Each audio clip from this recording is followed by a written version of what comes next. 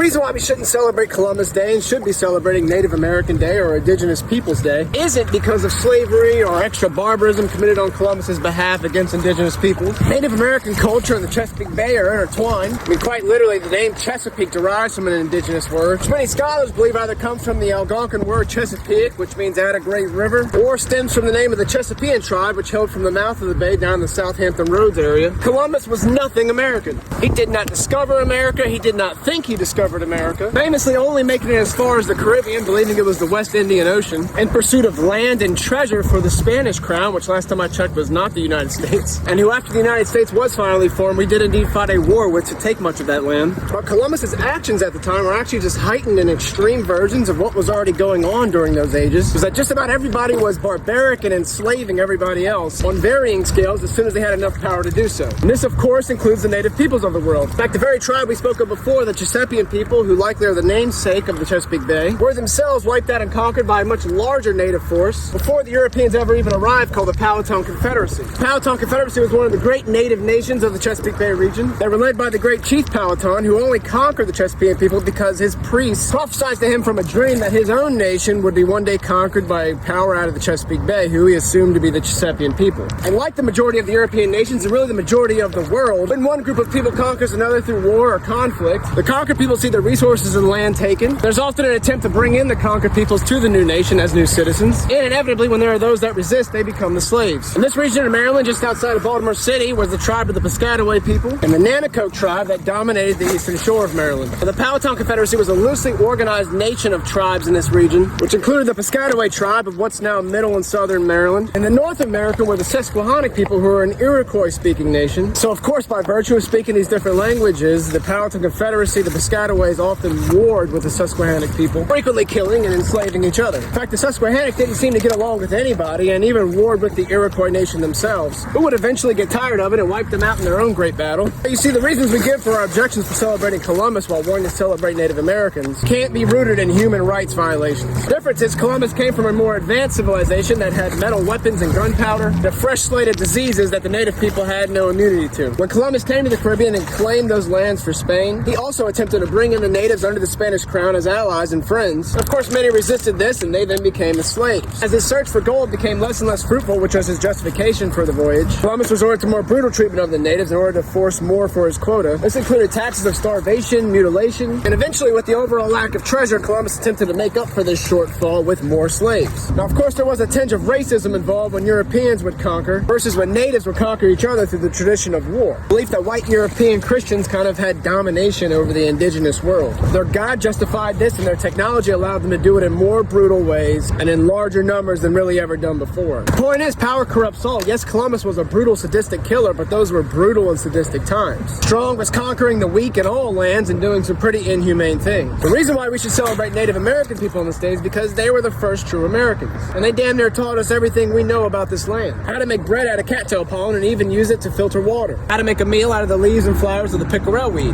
How to boil down the root of a bulrush plant and extract syrup out of it for sugar. They gave us the most beautiful names of our most treasured bodies of water, the Nanacoke, the Chesapeake, the Patapsco, the Potomac. They taught the first English settlers, who would later create the United States, how to live and survive off this land. They gave protection and shelter to runaway African American slaves who were forced to be in this land. Native American history is one of the most beautiful things about the United States. That's why we choose to honor that instead of the life of a lying foreigner.